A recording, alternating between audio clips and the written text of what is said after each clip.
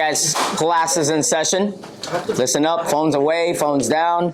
All right, guys, so we're going to continue what we left off a couple weeks ago. All right, so qualities of an effective trainer. First one is teaching. Number 2 is seeing. Number 3 is correcting. Anybody remember the fourth one? Where's my marker? Oh, shit. I was cheating too. I know on the video. You did? Yeah, you did? Yeah. All right. So, without wasting too much time,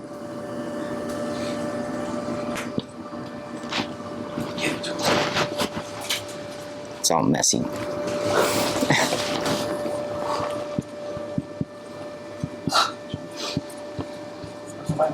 That's how big my heart is. It's small. All right, group and gym management. Okay? Group and gym management, because you as a coach are the leader of the class.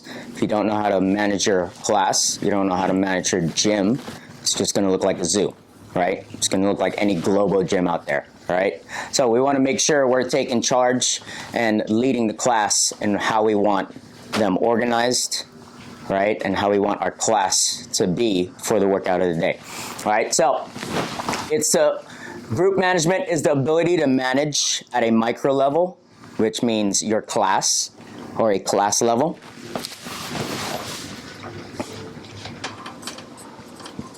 Class level and a macro level, which is gym, right? So gym at a class level and a gym level. Okay, can anybody tell me any traits? Can anybody, passing around the mic, can anybody tell me any traits for class management? Just give it to us. Any elements in your class management? Elements? Yeah, elements. It's management of, in your class, which is your micro level, what you can control. Pass it around if you got. Cues. You want me to give it to him? Yeah. Sorta. It's just really one answer. Time. What did you say? Time. Why didn't you say it? Oh, You had the mic though. I know, that was You had the mic. All right, so Try the mic. Coach Mike was right. Time. All right. So out of your micro level, at your micro level, which is the class, which is time. Okay. What are elements of your time that you can control in your class? Warm up. Oh, Okay. That's so mad. warm up. All right. All right. What else? Cody said warm up. Intensity. What? Intensity. Yeah, I guess. Yeah. In a way. Okay. What else? Jenna. Rest times. Rest times. Beautiful. Anyone else? Transition. Transition. You guys are hitting it. So, before class, pre-class, right? Oh, yeah. What do? We have athletes grab their equipment, right? Announce Or the any announcements. Warm up. Announce the equipment. Pre-class, we have It has to be like directly or around. The overall length of the work. setup time. We have rest and transition.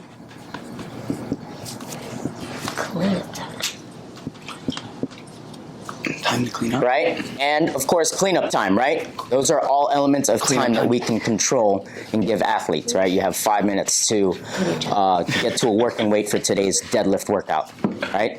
So, what are some gym management elements that we can control? Cleanliness. Cleanliness, okay. What else? Where's the mic? Organization. Good. The same shit. I give up. I'm not even gonna worry about it. Not really. Should I pass it She could be clean, but not All organized. right. Organization of what? Equipment. Equipment. Equipment, okay. Good job. You gotta whisper it. It's our new thing. We're whispering. Yeah. Oh, sorry. Go ahead. What else can we organize? Equipment? I'm saying he kind of already said it because People. organization is also, if everything's organized, then Correct. it's a safe environment to be in. Okay, correct. So, So but safety. what are we trying to organize? Equipment? Orlando said it. Okay. Oh, they both said it. Coach Anthony said members. I said it. Orlando said members. Wasn't on the mic. Right? Thanks, bro. Members or participants in your class, and what else? How do we keep everybody safe? Rules.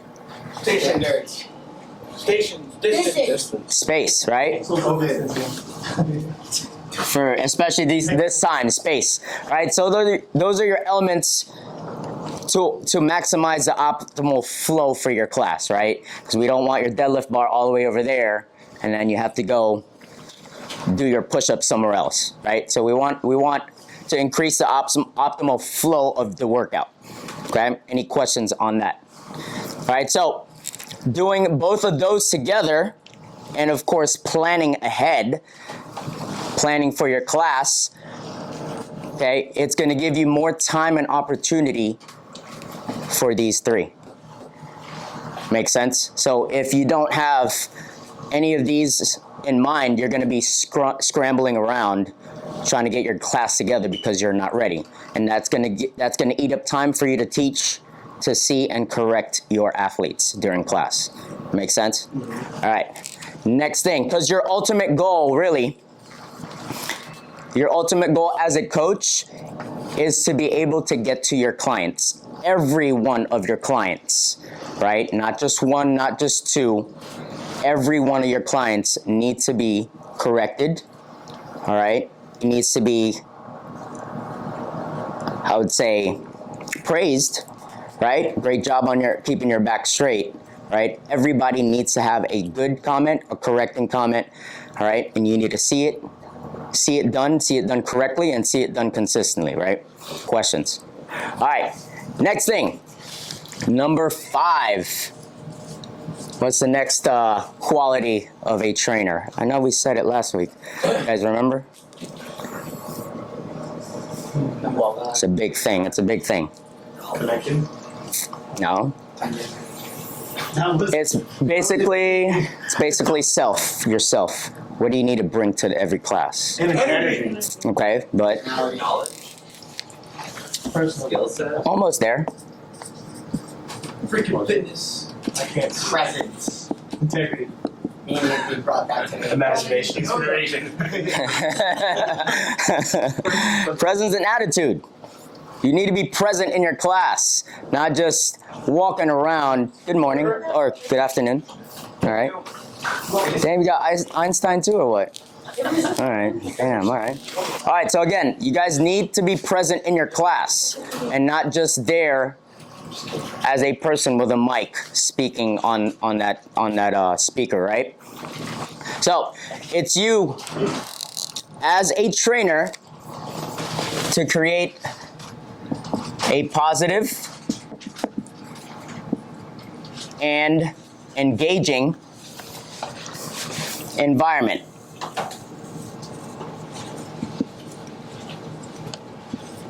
A positive and engaging learning environment. Okay? So what does positive mean? Good morning, everybody. All right? So, did everybody believe Cody on that? No, hell. All right? So, that goes to my next thing.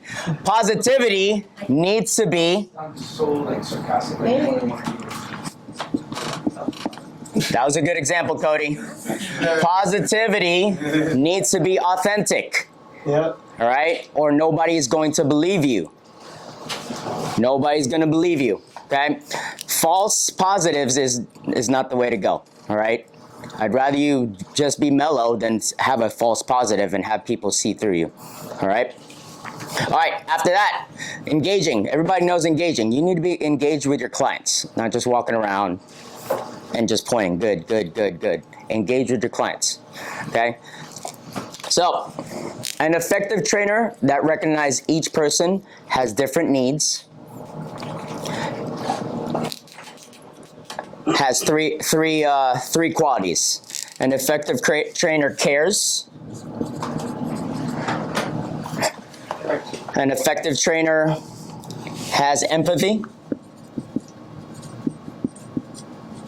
And an effective trainer has passion for what he or she does. I feel like they're kind of similar in definition. Which one?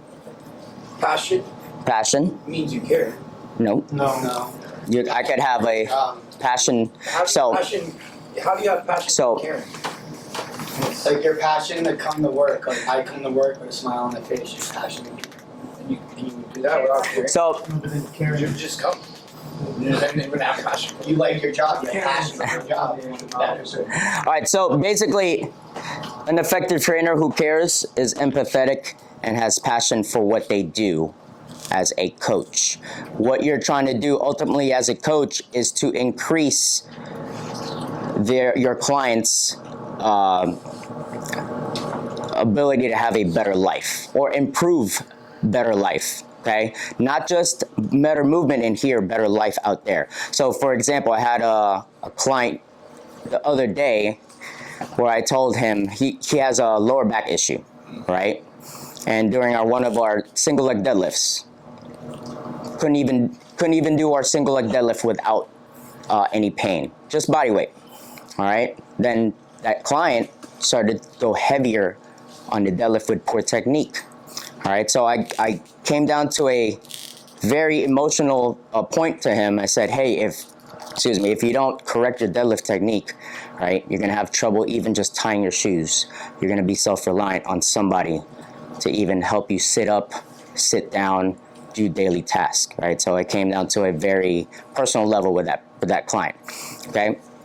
And that client really just stood there, took it in, and he said, yeah, all right, I'm going to take it back a little bit and then start doing things right.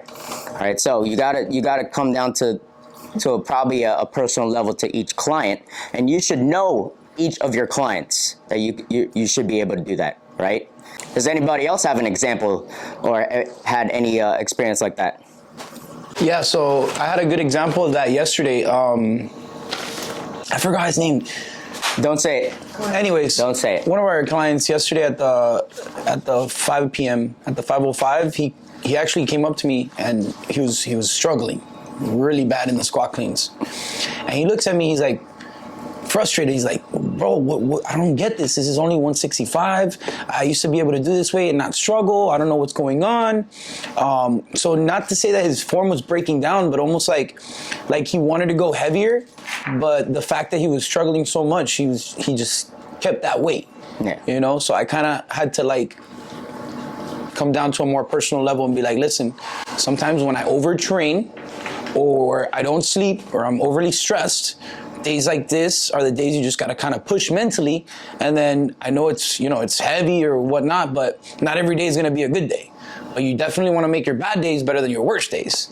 And then just that, he just like took 3 steps back, and you almost saw like every lift was even better because I gave him almost like that comfort that it's not a weird feeling that he was going through. Yeah. You know, and then So you didn't give him a coaching cue. You just gave him just kind of like your more personal advice. Yeah. Right? Because everybody goes through it.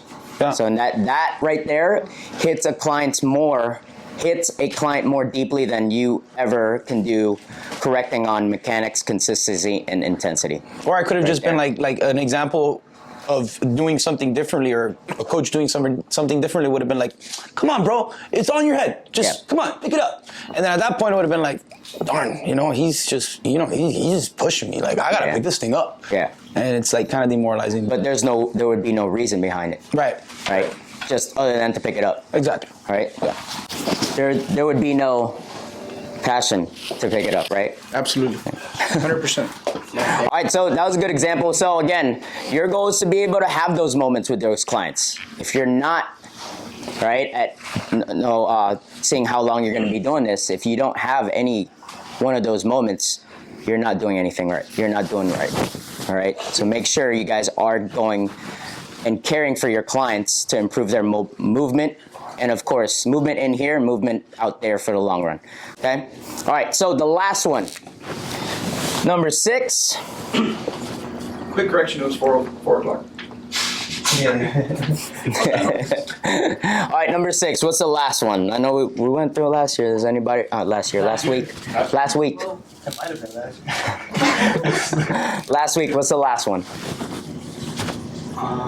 Starts with the letter D. Determination. Sorta. What else? What do we do?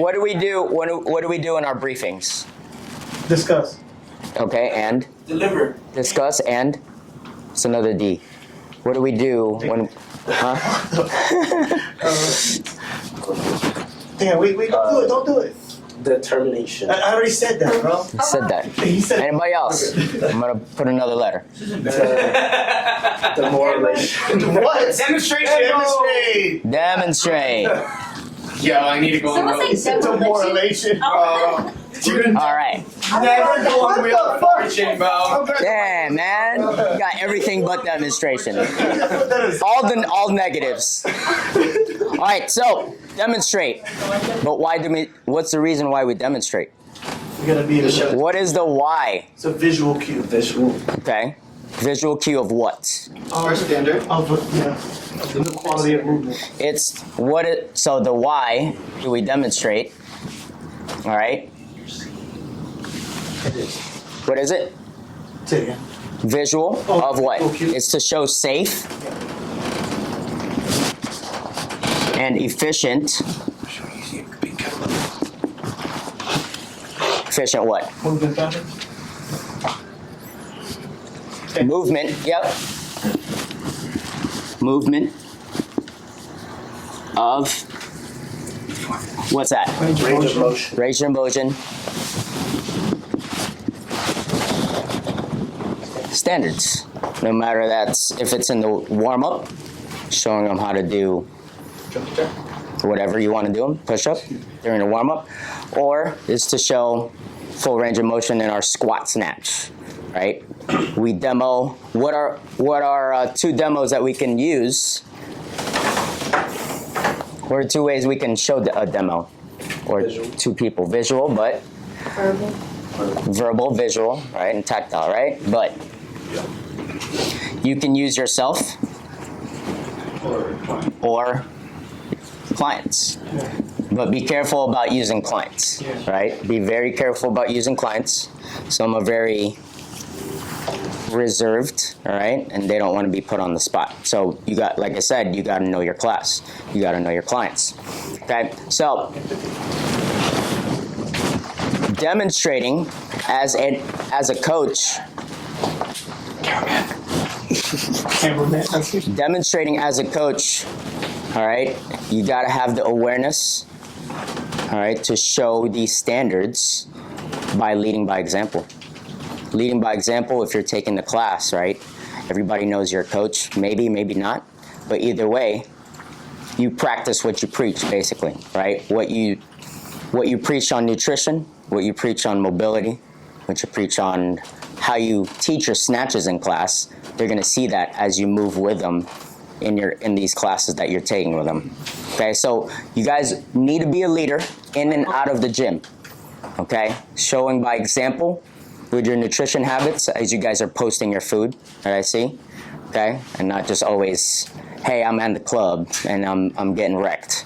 Right, I'm getting faded every time, and that's all you post.